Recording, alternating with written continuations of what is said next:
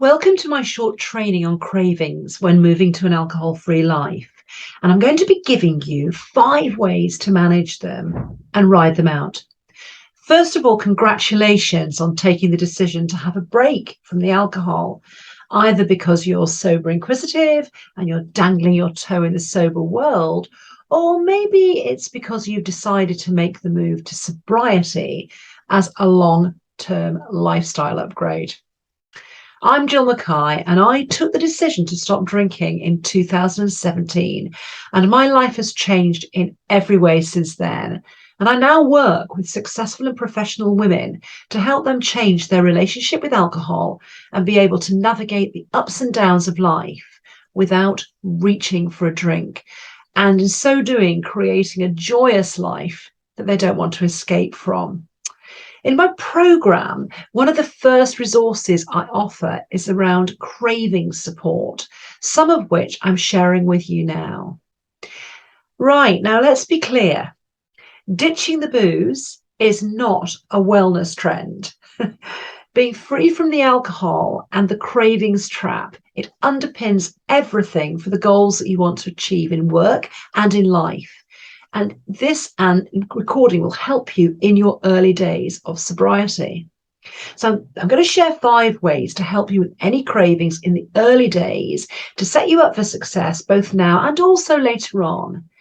At the beginning of your alcohol freedom journey, your brain chemistry will be out of kilter, which could lead to more anxiety and relapse. But the great news is that through some simple lifestyle changes and commitment to your goals, everything can recalibrate. So let's start by asking, what is a craving?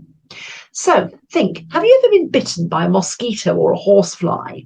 There's something immensely satisfying from scratching the itch, even though we know that when we stop scratching, it will itch even more. A craving is like that itchy bite. It's natural that it will all feel a bit shaky at the beginning, and the quickest way to scratch the itch is to have a drink again. But if we scratch the itch this way, we're teaching our brains that a craving should be rewarded through drinking. What happens is that this registers in both the conscious and the unconscious mind. So the brain believes that not only does the drink help with that initial itch, but it also helps to get rid of those horrible cravings. And these subconscious initial triggers, they are brief. They are knee-jerk reactions to a given situation, and they trigger a thought to have a drink. It is initially just a thought. But then we fall into the pattern of fantasizing about the drink, pouring a lovely glass of rosé wine or a cold beer.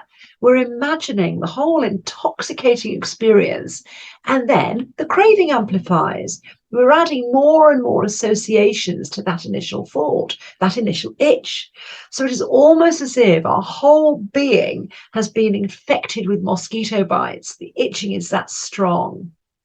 Here is what William Porter, author of the excellent book Alcohol Explains, says about cravings. A craving is an overwhelming desire for something. We dwell on it. We think about it. We fantasize about it. We can't concentrate on anything else. We are miserable because we want something we cannot have. If we give in, then we have removed the distressing mental conundrum. If we don't, then we will remember how unhappy we were without it. So when we next come to crave, the craving will be all the more powerful, as we will know from personal experience that we're incapable of enjoying ourselves or functioning without it. This process I refer to as the spiral of craving. So what I want to offer you here are some tips to stop that fantasizing and stop that spiraling. I can't promise that you won't ever get a craving, because come on, if there was a magic formula, then I'm sure we'd all want it. We'd all pay good money for it. We'd apply it and enjoy a life cravings free. But life isn't like that, of course. However, there are some things you can do to help. But before I start with the tips, I want to explain that cravings are just persistent thoughts. I'm going to say that again. Cravings are just thoughts. When you feel something in your body and you perceive or you label it as a craving, it's been triggered initially by a thought.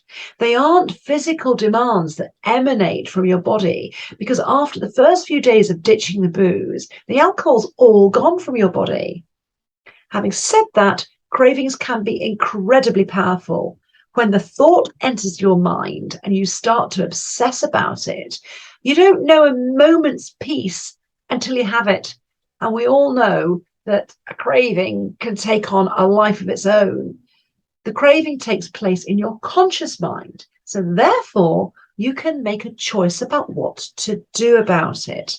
So as well as making the fantastic decision that you've already made to change your relationship with alcohol, it's important that you also recognize that you can make the decision to change your response to any perceived cravings and really start to get inquisitive about what's happening. Be curious about it.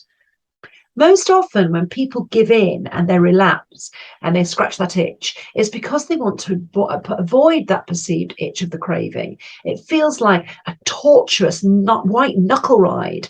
And then they feel rubbish because they've gone against their goals and dreams and wishes. And they feel they've failed. It's a spiral, like Mr. Porter says, and you don't want to get into that. So learning to counter any cravings really matters. So there are two factors at play here. Firstly, the initial reason we want to drink, what feeling we are chasing. And secondly, the itch of the fantasy of how lovely it would be to have a cold beer or a glass of wine or a shot of spirits. Whatever the reason you are drinking, whether it is to numb out grief like it was for me, or whether it's to feel relaxed after a busy day or to relieve anxiety, for example, it is important to understand what the feeling is that you're chasing and then act on that feeling in the future without alcohol. Do you want to feel relaxed, confident, calm, safe, loved, peaceful, grounded? If so, then it's about finding ways to soothe yourself into those feelings without reaching for the bottle. And now you know that the itch of the craving is just a thought you can do something about. Then you can really start to work to empower yourself with some positive actions. You can short circuit the pattern of giving into a craving, and then your brain can learn to function in a different way.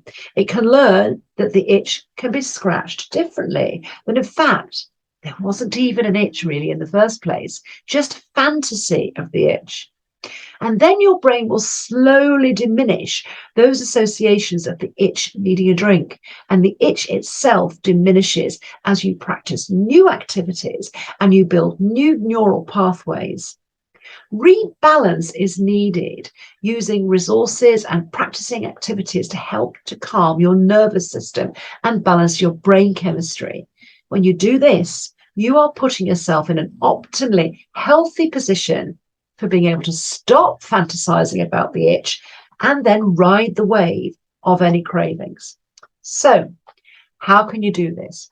Here are 5 tips to help. Tip 1, use the acronym HALT.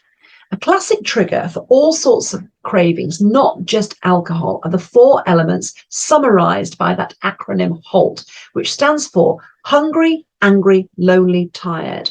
If you're experiencing any of the states or emotions that HALT represents, they will reduce your resistance to cravings. So sit with your craving and ask yourself if you're hungry.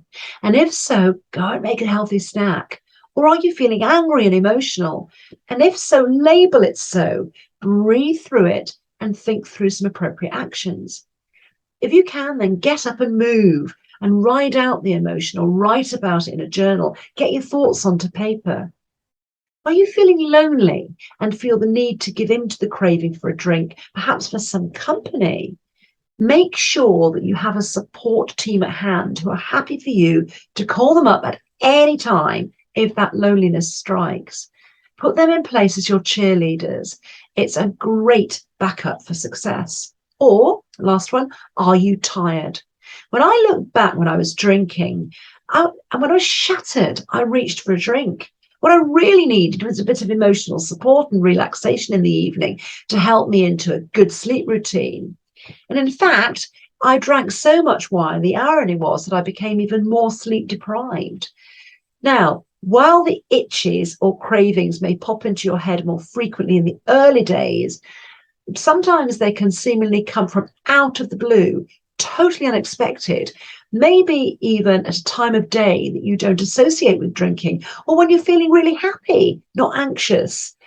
So, a good rule of thumb is to pause and ask yourself, what is going on? Starting with the HALT acronym. And using HALT can be really useful to tell your brain the itch or craving was indeed just a thought and not worthy of any further attention. It just wasn't true. It was, in fact, that you were hungry, or you were fed up, or you wanted some company, or you were tired. The second tip is to sort out your nutrition. When we drink, the body and the nervous system, they become depleted in many ways. And it's imperative to replace this with nourishment in the broader sense of the word when you actually quit the booze. Your biochemistry needs replenishing. Your depleted nutrients, your depleted neurotransmitters, your gut health, and your regulation of your blood sugar. These are all going to need some regulation, some attention, and some repair. And nourishment is about finding new practices or rediscovering activities so you can work towards optimum health and well-being to enable you to feel physically good and psychologically good too, so that you then feel in a positively motivated state to manage any cravings or doubts or deal with any old beliefs that may pay you a visit periodically. There are many, many ways to do this, starting with your nutrition and your diet, what you fuel your body with. Everything in your life gets better when you look after your diet, including your ability to deal with any cravings and to show up authentically as you learn who the new you is without alcohol.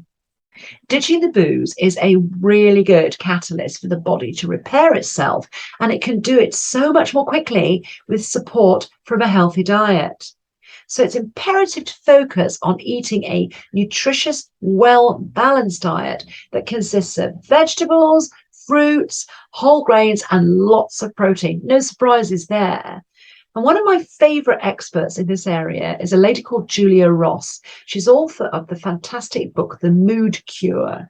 And she highlights the need to get the basics of our nutrition right, and that by doing so, we vastly increase the chances of managing any cravings, and therefore we have a significantly more resilient path to sobriety. Now, as a psychotherapist and world leader in using nutritional therapy for the treatment of mood problems, eating disorders, and addictions, her work shows that when her patients ate well, even those who had major psychological work to do, they were able to make steady advances in their counselling with much less anguish and much less backsliding. So at an absolute minimum, when moving to a life of sobriety in the early months, it is essential to eat 3 meals a day and follow these general principles of eating. Here we go. Eat all food groups. Have protein at every meal. Enjoy a rainbow of fruits, salads, and vegetables. Include healthy fats like avocados and oily fish. Add protein to any snacks. Cut out refined sugars. Include good carbohydrates like whole grains. So make a commitment to yourself that this is non-negotiable. It will not only make you feel more healthy and balanced, but it will also help to regulate your blood sugar, rejuvenate your depleted neurotransmitters, so any cravings feel more manageable. And one last thing in this area of nutrition, it really is critical not to engage in fasting or dieting. This time is about packing yourself up with nutrients, not risking missing out on any food groups. Tip number 3 is to get enough sleep.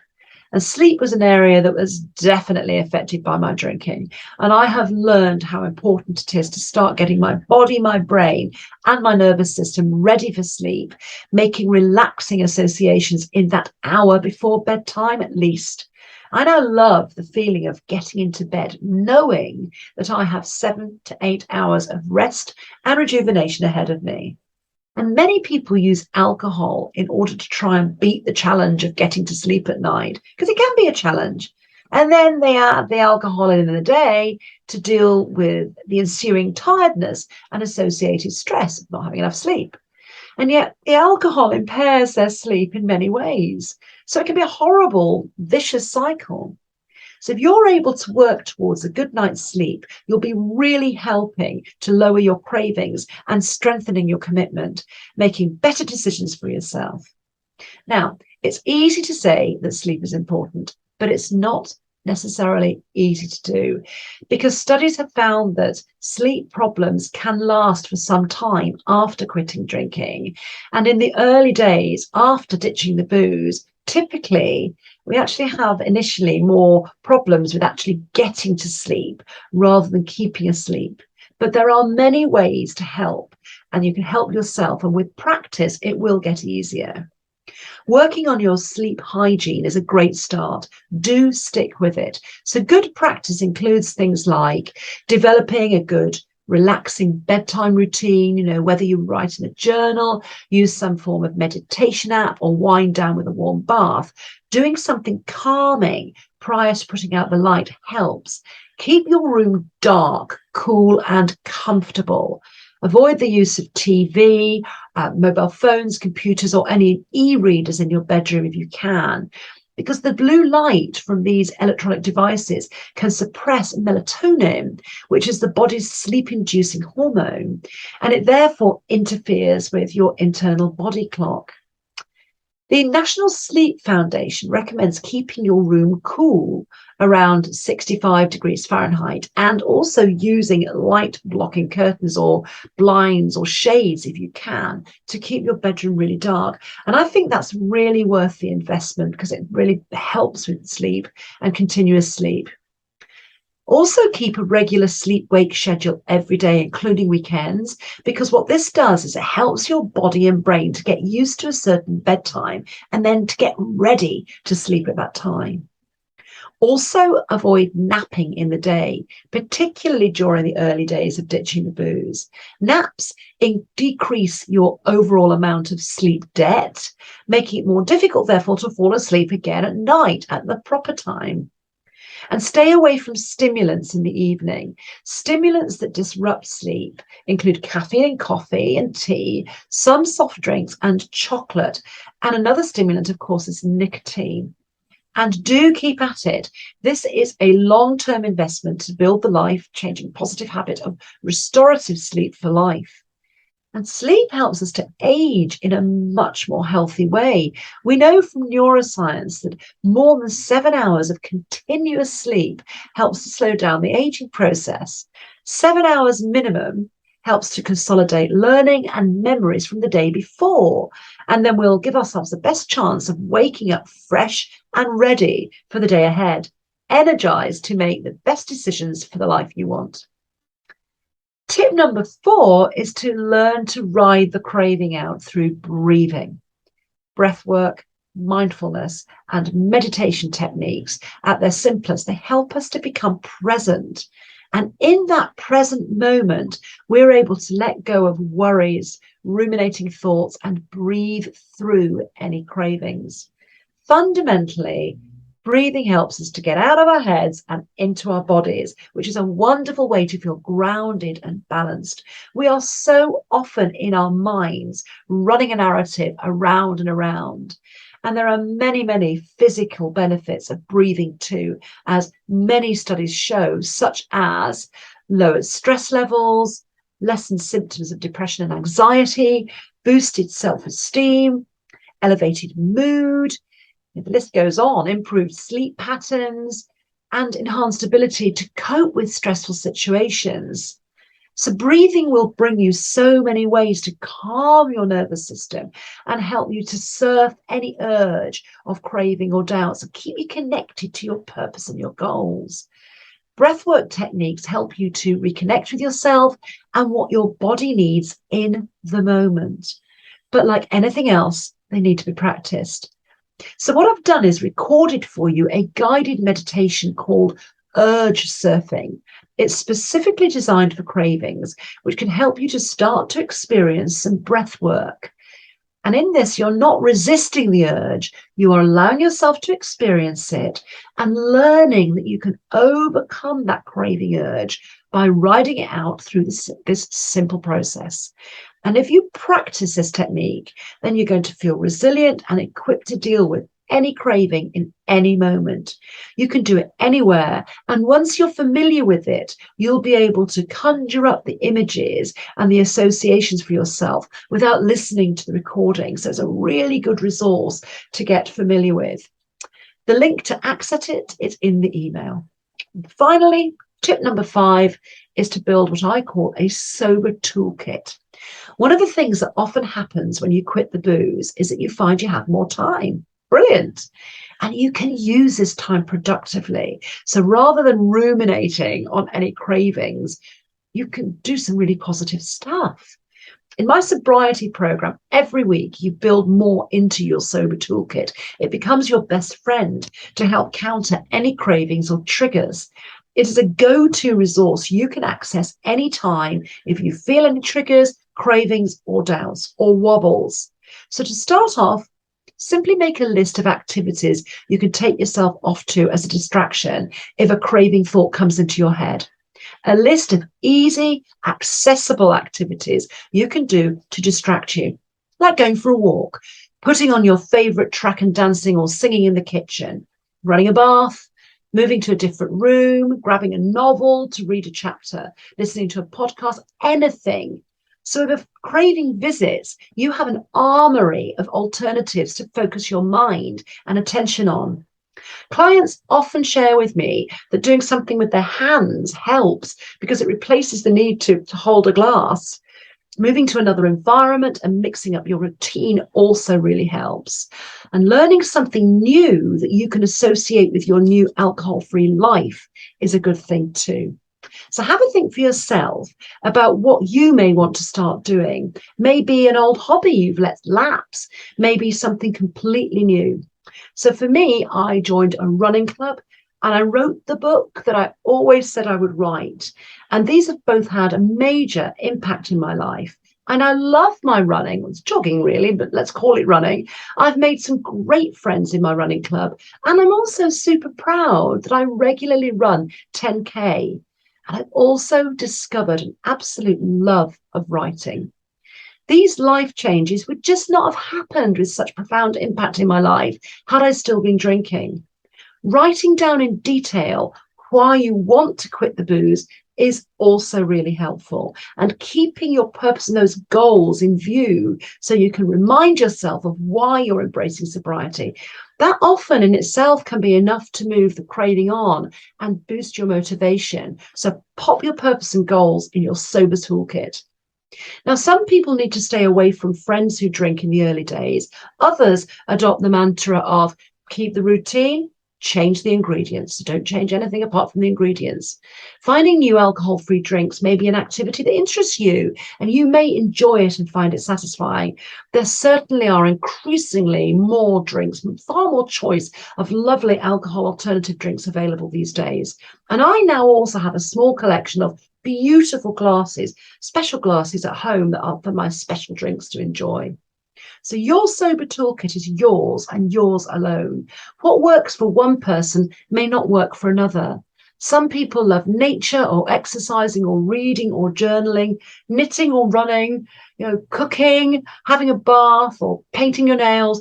It's just entirely up to you. But it really is worth building your sober toolkit and keep adding to it.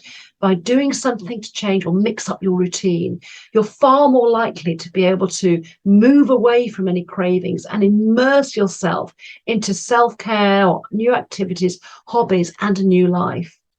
Now, there are many more ways to help with cravings, which I share in my 3-month sobriety coaching program. You really, really do not need to white knuckle your way through sobriety. With support, planning, and good practices in place to look after yourself, you really can get to the point where you can ride any cravings that may decide to pay you a visit. So start with the 5 tips I've offered in this recording, and you can add to them as you progress on your sobriety journey. Here they are again as a reminder of how to deal with cravings. Number 1, ask yourself if any of the emotions or states described in the HALT acronym applied. Are you hungry, angry, lonely, or tired? Secondly, eat healthy, nutrient-dense foods. This is not the time to go on a diet. Number 3, aim for 7 to 8 hours of sleep a night and focus on your bedtime routine and sleep hygiene. Next, the 4th is to bring meditation and breathing into your life and practice the guided meditation I've offered you, Surf the Urge. The link is in the initial email. And finally, the 5th tip is to build yourself a sober toolkit, alternative ways of spending time and occupying yourself if the itch appears to stop you scratching. There's no magic formula for getting sober. Like anything really worth having and cherishing, it takes work. Not just work to not pick up a drink, but work also around the reasons you drank to begin with as well. You have to learn new ways to deal with and interact with the world around you, and riding the cravings is a big part of that. And also do remember to congratulate yourself on your decision to change your relationship with alcohol. It's a massive step towards an upgraded life. Never question your decision to move to a sober life.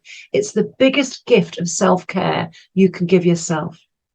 So I hope you find these ideas useful. Please get in touch to let me know how you get on. If you're interested in learning more about the Inquisitive Coaching Sobriety Program, then you can download my brochure for more details or contact me via email using the details now on this slide. And I wish you all the best.